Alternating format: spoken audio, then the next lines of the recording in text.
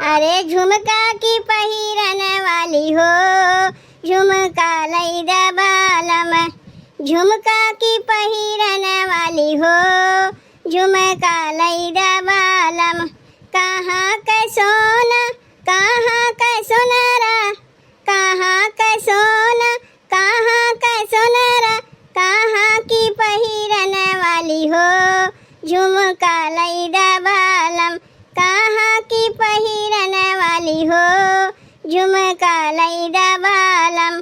झुमका की पहिरन वाली हो, झुमका लैदा बालम।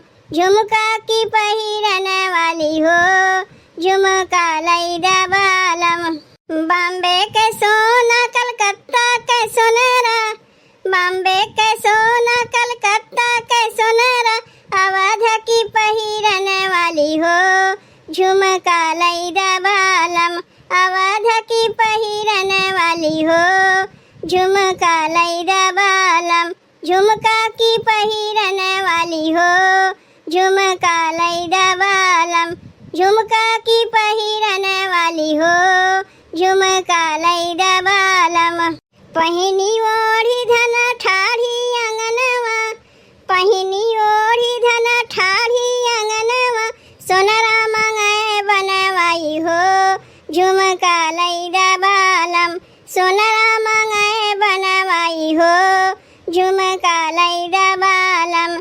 झुमका की पहिरन वाली हो, झुमका लैदा बालम।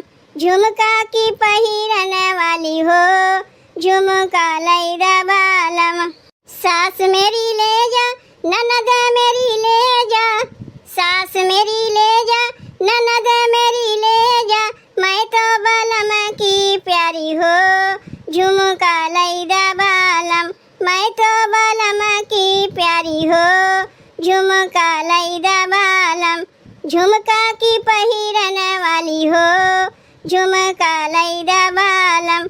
झुमका की पहिरन वाली हो, झुमका लैदा बालम। सास लगे मैया, ननद लगे बहिनी, सास लगे मैया, ननद लगे बहिनी, तू ही से लेबै बनवाई हो, झुमका लैदा बालम। तू ही से लेबै बनवाई हो, झुमका लैदा बालम।